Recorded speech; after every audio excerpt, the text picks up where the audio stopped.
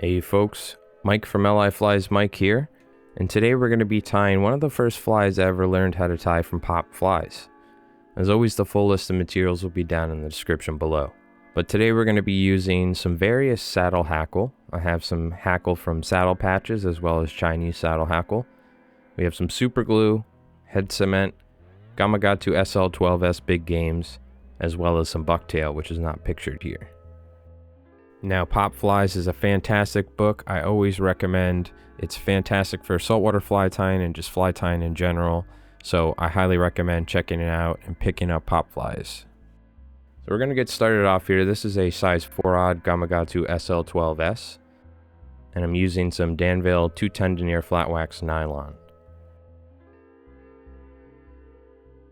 Working our thread back to the hook point here and taking some of the shorter hairs, we're just going to loosely wrap this bucktail and then evenly spread it around the hook shank before securing it down.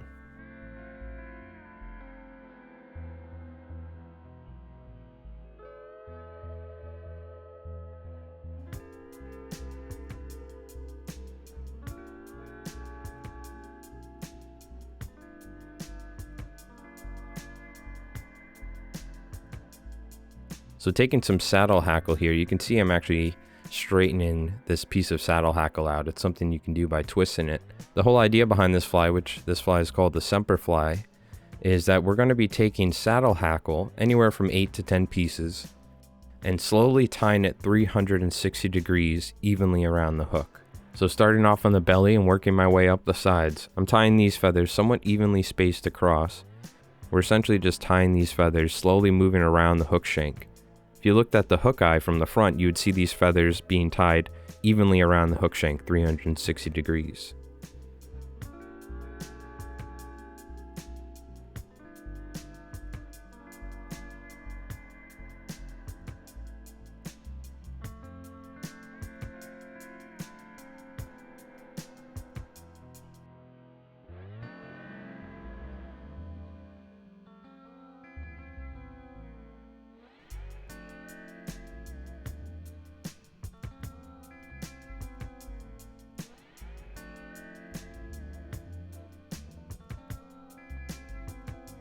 We want to tie these feathers slightly at an angle as well. We don't want them to be perfectly flat.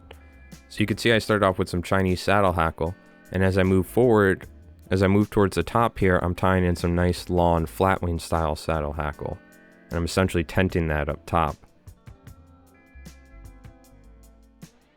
And then to help with that fouling, I'm taking a couple more pieces of Chinese saddle hackle and tying this on top to also help with the taper.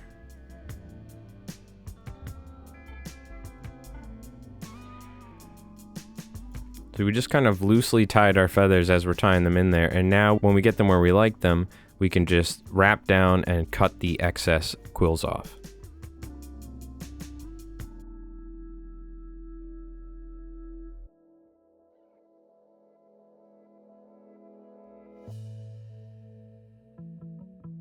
You can feel free to tie some flash on this fly. I don't think it's needed, and Popovics didn't have any flash in his examples in Pop Fleyes, so I always just tied them like this. So now this is a very simple fly. This is why one of the first flies I learned how to tie from Pop Fleyes. But we're just going to take some thick webby saddle hackle here. It's important that it's pretty thick, and you can see I'm actually going to be wrapping into the bases a little.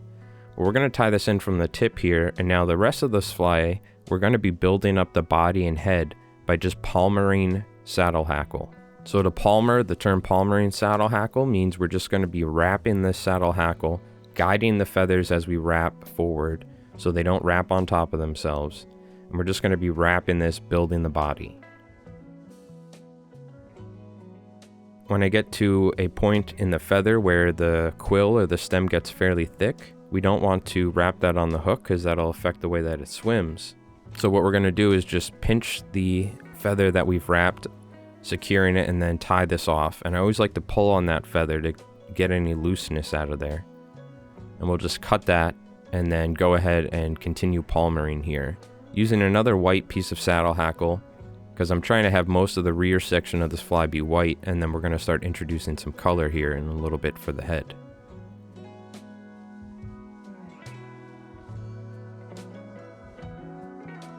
You can feel free to tie these in all white, all black. All black is a fantastic fly for night fishing. I used to fish this fly in the surf a lot when I used to do a lot of fly fishing in the surf when I was younger. So tying these in one color works perfectly fine, or if you want to mix some colors together, that works great as well.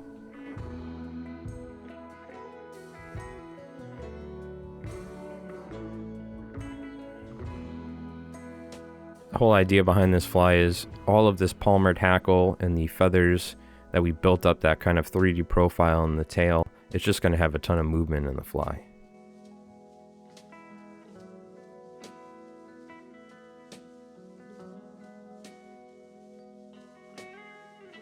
Taking some pink saddle hackle here. This is some light pink. I'm going to go ahead and wrap a little bit of this in. We're going to start transitioning some colors here.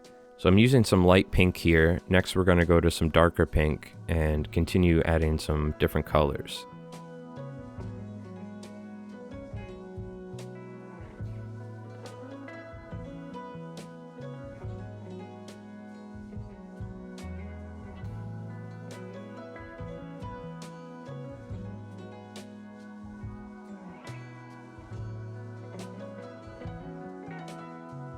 You can see I'm kind of separating some of the feathers where I want it, and that's where I'm going to essentially pinch off and tie. But it's important to guide these feathers as we wrap so they don't wrap on top of themselves.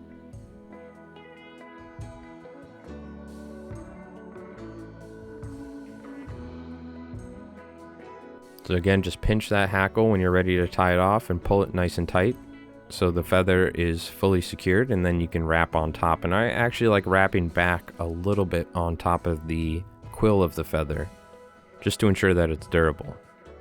And you can see me adding head cement in between each tie just to try and make sure that the fly is as durable as possible.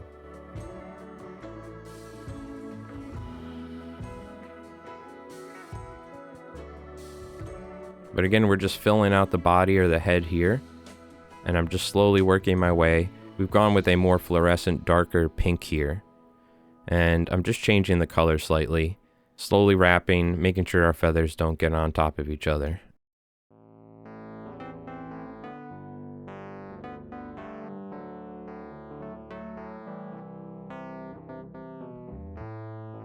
And if you really wanted to, this exact color combination I think would be great. You just take some eyes, some tab eyes, tie them off the back, and you essentially just have a squid fly. So even without eyes, this would make a great squid fly.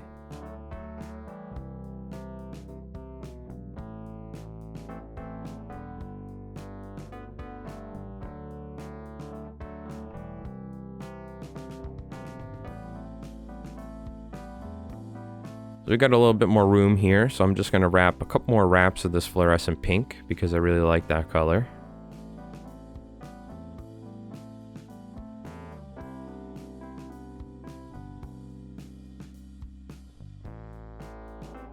And I like having the head be pretty full here. This is not going to be necessarily like a heavy fly to cast or anything. It's just some fairly light feathers. So I'm kind of wrapping this fairly tight and close together. I want this head to have a ton of movement in the saddle hackle. You can see I wrapped a little too far back there, so I just moved forward because I don't want to mess with the taper of the feathers. Now, any classic sort of striper color with a white tail has to have a red head, in my opinion. So we're going to wrap a little bit of red in here as well.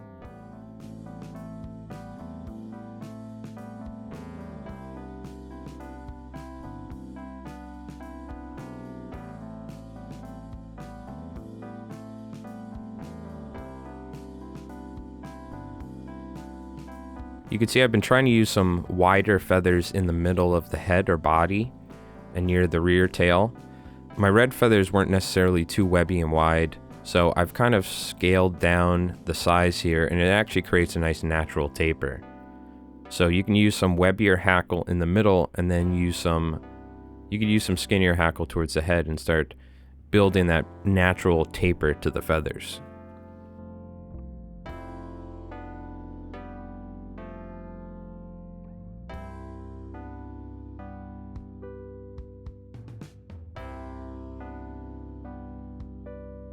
So we got just enough room here. I'm just going to do a couple wraps of purple just to finish it off. And we've gone essentially through the color range here, working our way up from white to light pink, dark pink to red, and now purple.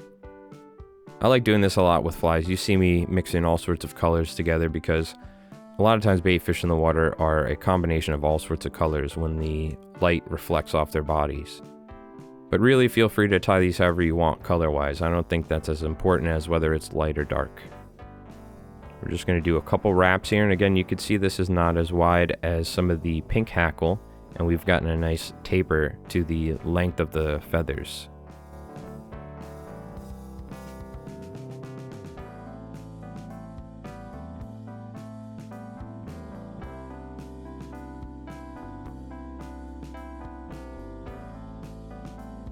You can pull some of the feathers away so you can get access to the quill easier when you're trying to tie this off. Pull that feather nice and tight. You can see we pulled that feather considerably tight there. We didn't even have to cut it. So now just slightly building up a thread head here. We don't want to go too crazy because we have this nice profile. So I'm just going to secure down some of that hackle. And then we can go ahead and throw a whip finish in here and put some head cement on it.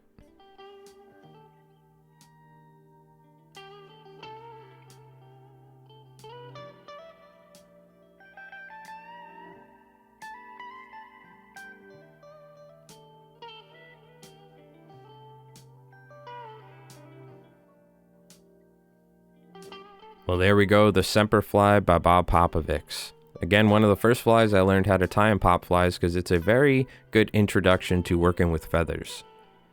And I used to use this fly a lot in the surf, and I still use it, particularly in the back bays when there's a lot of current. The water helps create all the action in the fly. You don't even have to strip it. Well, this is a fantastic fly. Feel free to try it for stripers on all sorts of species. It works great for bass as well. And feel free to try these out this spring. Well, my name is Mike here from LI Flies Mike. Hopefully you enjoyed the video. We have new fly tying and fly fishing videos coming out every week. Live fly tying on Fridays, as well as early access for members. Hopefully you enjoyed this video. We'll be featuring this fly and its action in the water here soon in an upcoming video on Friday about subsurface flies. Well, thank you so much for watching. Till the next video, we'll see ya. Tight lines.